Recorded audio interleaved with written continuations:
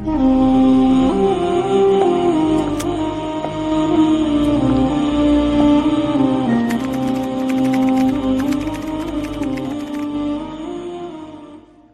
الله الرحمن الرحيم. اللهم صل وسلم وبارك على سيدنا محمد. اعزائي جميع متابعين قناتكم ارانب الخير في كل بيت، انا معكم ان شاء الله النهارده في فيديو جديد جميل، تابعوه للنهايه باذن الله. هنتكلم النهارده في حاجه مهمه جدا. ناس كتير بعتت في التعليقات وبتقول الام ولدت والخلفات ماتت، طب اعمل ايه في الام؟ هل الام هيأثر اللبن اللي في الضرع بتاعها على الام ولا لا؟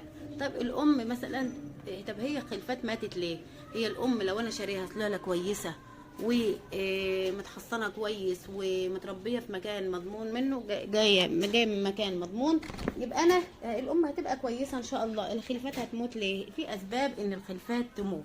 ممكن عندي البرد جامد، الام ما رضعتش، الخلفات حجمها قليل، ده سبب موت الخلفات الصغيره اللي مجرد ما بتتولد بتموت. طيب هي ماتت، طب ماتت هعمل ايه في الام؟ الام طبعا الضرع بتاعها ما بتأثرش، بتحول على طول، ما بيجرالهاش اي حاجه، يوم واتنين وبيبدأ الضرع بتاعها ينشف. لو الام مثلا هي لسه بكريه مثلا والخلفات ماتت، القحها تاني تالت يوم كده، اسيبها ترتاح يوم واتنين والقحها، او القحها على طول واديها فيتامينات وجلوكوز واهتم بيها. الخلفات ماتت، ادور على الخلفات نفسها الاول، انتفخت، حجمها قليل، سقعت، ما رضعتش، كل دي اسباب لموت الخلفات. زي ما قلنا ممكن الحر الشديد برضو يموت الخلفات. الخلفات الصغيره ما تستحملش لا الحر الشديد ولا البرد الشديد، ما بتستحملش انها تقعد 3 ايام، اقصى حاجه 3 ايام للخلفات الصغيره لو ما رضعتش تموت. لو ما رضعوش خلال 3 ايام وشبعوا كويس جدا، لان الرضاعه بتدفيهم وبتخليهم يقاوموا اي تعب ممكن يهاجمهم يتعبوا منه. طيب الخلفات ماتت، الام هل تتاثر؟ لا مش هتتاثر ولا حاجه. الام ابدا اديها زي ما قلنا، ممكن تكون بكريه ضعيفه، ممكن تكون لقحتها وهي صغيره، ممكن تكون كبيره في السن والخلفات ما اكتملوش جواها، كلها اسباب لموت الخلفات. طب الخلفات ماتت، اتعامل مع الام ازاي؟ الام زي ما قلنا يومين 3 هنلاقي الضرع بدا ينشف، بعد كده القحها واهتم بيها واشوف الام دي لو بكريه وعملت كده في اول مره، اجربها كمان مره، عملت كده تاني مره، طب تالت مره، يبقى هي مش سلاله كويسه، او هي انا لقحتها بدري. لازم الام يبقى وزنها المناسب من 3 الا ربع ل 3 كيلو، دي ام مناسبه جدا وكويسه جدا بكريه تتلقح. انا عندي الامهات اهو 2400 و2300، دي 2400 ودي 2300 ودي 2100، دي صغيره، عمري ما القحهم دلوقتي بالسن ده. في ناس ممكن تلقح بس غلط، 2.5 حتى، لا استنى برضو على الام لما تكبر شويه، لما حتى شايفين الارنبه تاخد وقتها ووضعها. شوف هي لما كبرت بقت 2400، حطيتها في مكان لوحدها عشان تبدا يعني ايه، تاخد حجمها الطبيعي. انما لما لقح والارنب صغير كده، السقوط بقى والخلفات الصغيره تموت والخلفات ما تكتملش جواها، كل دي بتبقى حاجات انا كده اللي عملت في نفسي كده. اسيب الام لما تاخد راحتها خالص وتكبر 3 كيلو بالظبط، الام او الذكر، وابدا القح. تعالوا نبص على الذكوره اللي عندنا برضو، دي الامهات لسه. تعالوا نبص بقى على الذكوره اللي عندي، بسم الله ما شاء الله، حجمهم حلو، حجمهم كبير، صحتهم حلوه. لازم ارش مره في الاسبوع، مرتين دايزانون لتر على سنتي دايزانون على لتر الميه، 5 سنتي يود على لتر الميه، وارش برضو مره 2 في الاسبوع. كل ده بيحمينا من الجرب، بيحمينا من اي بكتيريا، بيحمي الذكر والنتايه، هي الاثنين زي بعض بالظبط. لازم اهتم بيهم واحافظ عليهم لان هم اساس المزرعه عندي. طب الام الخلفات ماتت واللبن بدا ينشف، القحها بعد 10 ايام بالظبط. في حلقات للجس يا جماعه، اتعلموا الجس. في ناس كتير بتقول الارنبه عشار 39 يوم وما ولدتش ليه، وانا مش عارف في بطنها خلفات ولا لا. احنا قاعدين 40 يوم ناكل ونشرب بتاع ايه يعني؟ ما انا يا اما بعمل بقى ارنب سلاله، هو اللي ده اللي عندي عيناه، باكله واشربه ومش بخسر، لا ده بيكسبني كل يوم. انما لما ارنبه القحها واسيبها 39 يوم ما اناش عارفه هي عشار ولا لا، طب ما انا كده بهرب. لا، هم 10 ايام ما حسيتش بالاجنه، 10 ايام اجس بعد 15 يوم، اجس بعد 15 يوم اشوف ايه الوضع. ما لقيتش فيه خلفات، ما بدأش فيه يبقى فيه خلفات في بطن الام، ابدا القح تاني. هم 10 15 يوم بكتير قوي الخلفات بتبقى تظهر، بدأت تظهر حجم الزيتونه الصغيره كده، حجم الليمونه الصغيره، بيبقى عندك في خلفات. انما اسيب الام 39 يوم واقول هي الام ما ولدتش ليه؟ كتير قوي كتير. لازم هي في حلقات للجس كتير وسهله وبسيطه. الجس اتعلم الجس في الذكر، اجيب الذكر واحط امسكه كويس واحط ايديا من تحت كده، من بدايه من ورا كده اطلع لقدام، الاقي الزبل بتاع الذكر واضح تحت ايدي، حجم واحد ثابت جامد. اجيب النتايه مثلا اللي انا ملقحاها بعد 10 ايام، اشوف انا مثلا حسيت بالزبل، عارفه الزبل في الذكر شكله ايه او حجمه ازاي، والكتله بتاعته عامله ازاي، صلبه ولا طريه. لا طب هو صلب يبقى ده زبل.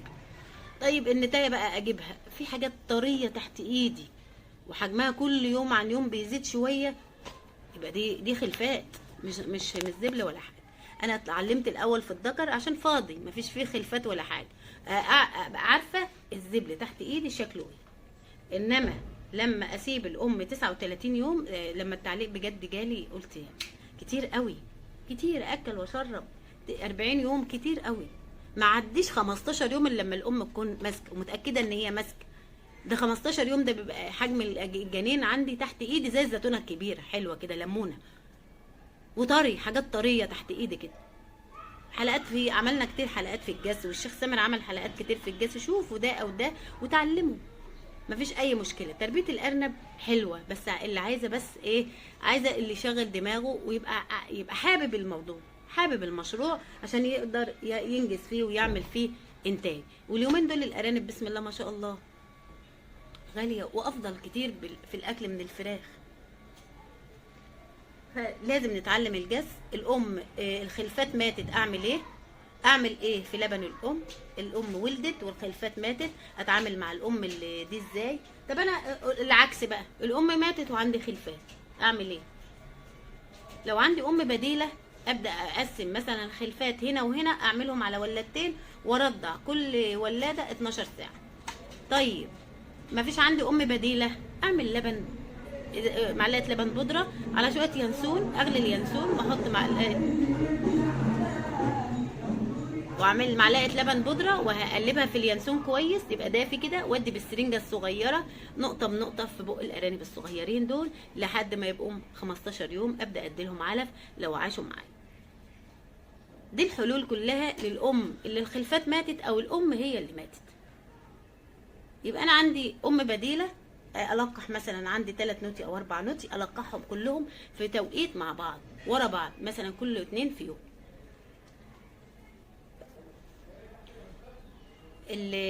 اسفه الامهات يبقى تلقحهم، مثلا انا لقحت 2 النهارده القح 2 بكره، او اريح الذكر يوم والقحهم تاني يوم، يبقى بينهم من بعض يومين. يبقى الارنبه دي ولدت مع اختها النهارده، الارنبتين التانيين ولدوا، يبقى انا عندي امهات بديله في ونفس الوقت. ام جالها طب ضرع، ام جالها جرب، ام ماتت لا قدر الله، يبقى انا عندي امهات بديله في المكان علشان اقدر ابني. انما هي ام واحده بس اللي ولدت في الوقت ده وما عنديش، طب مثلا ام ولدت قبلها ب10 ايام عادي خليها ترضع برضو الارانب، ما فيش اي مشكله. لو قبلوا الرضاعه منها ارضع، ما قبلوش زي ما قلنا نعمل لبن بودره وينسون، وممكن حبه معلقه كراويه مع اليانسون، معلقه ينسون معلقه كراويه، اغليهم واسيبهم يهدوا خالص، اما يبقوا دافين ادوب فيهم معلقه لبن بودره واديهم بالسرنج نقطه بنقطه. كل حاجه عدت علينا، كل حاجه عملناها، كل حاجه لما بننجح فيها او بيجيب معانا نتيجه بنتكلم فيها، انما لما بتجيبش معانا نتيجه بامانه بنقول حصل كذا. الام البديله ده حاجه كويسه جدا. افضل حاجه ليا ان انا بربي مثلا لو نتايتين 2 لازم يبقى بينهم وبين بعض يوم 2 في التلقيح، وابقى شاطره في الجس، اتعلم الجس، ادخل على القناه واجيب حلقه الجس واتعلم، سهله جدا. اجيب ذكر فاضي زي ما قلنا واجيب نتاي، سهله قوي قوي قوي. الخلفات بتبدا توضح بعد 10 ايام بالظبط، 10 ايام بلاقي الارانب بسم الله ما شاء الله قدامي بيبقى وحجمهم واضح ومعروف. سهله قوي وبسيطه، اللي عايز يشتغل هيشتغل، اللي عايز ينجح ويكسب باذن الله، اللي عايز ينجح باذن الله هينجح وهيكسب، واللي عايز بقى يكسل مثلا او يقول لا ده مشروع فاشل، ده مشروع مش ناجح، هو اللي مش عايز يشتغل ومش عايز يتحرك. اي حاجه النهارده فيها تعب، اي حاجه النهارده فيها شغل، اي حاجه فيها مجهود، مفيش حاجه بالساهل، لازم نتعلم ونعرف ايه الصح وايه الغلط نعمله. الغلط ما نعملوش طبعا ونبعد عنه، والصح نعمل. ده كان الفيديو بتاعنا النهارده، يا رب ينال رضاكم ونال اعجابكم، ويكون دايما عند حسن ظنكم، واكون قدمت لكم المعلومه بطريقه سهله وبسيطه زي ما اتعودنا مع بعض في ارانب الخير في كل بيت. وباذن الله في ناس بتسال على التربيه الارضي، ربنا يسهل ونرجعها تاني ان شاء الله. ممكن نجيب بعض الارانب البلدي ونرجع التربيه الارضي تاني باذن الله مع بعض ان شاء الله. باذن الله ربنا يسهل كده ونرجعها مع بعض ونشوف ايه مزاياها وايه عيوبها ونشتغل فيها ازاي باذن الله. ربنا يسهل كده بعد العيد ان شاء الله. استنوا التربيه الارضي مع بعض ان شاء الله. يا رب كده الفيديو كل ينال رضاكم ونال اعجابكم. اي اخت من الاخوات الفاضلات تحب تتواصل معنا على التليجرام ارانب الخيل للسيدات على رقم الشيخ سامي 010 6281 5093. اي حد يحب يعجز سلالات بطاريات اعلاف ادويه على رقم الحجز 010 6461 9771. تحت امركم ان شاء الله في اي حاجه تطلبوها مننا. والسلام عليكم ورحمه الله وبركاته.